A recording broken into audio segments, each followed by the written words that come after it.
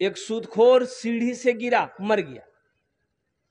सीढ़ी से गिरा, अरे बोलो भाई, सीढ़ी से गिरा, मर गया। रिश्तेदार लोग जमा हुए, नहलाया धुलाया, नमाज पढ़ा, दफन कर दिया। 3-4 दिन के बाद उसका बेटा सपना देखा, सपना ख्वाब देखा बाप को। तो बाप से पूछा, बाबा कैसा रहा कब्र में फरिश्तों का सवाल जवाब, कैसा रहा? तो बाप बोला, बेटा हम वो सब लफड़ा में नहीं पड़े, जैसे ही मरे वैसे हमको डायरेक्ट जहन्नम में घुसा दिया।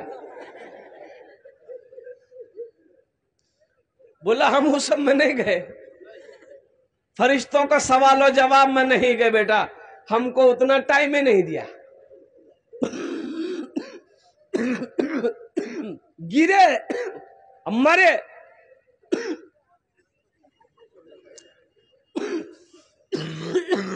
पकड़ के ढकेल दिया हमको। इसलिए मुसलमानों, तो मैं ये कह रहा था कि वो आदमी का, ए बाबू ए ओखाने बसे जाओ, ओखाने और भारो करे बसे जाओ, अल्हम्दुलिल्लाह, ये जाबी ना कि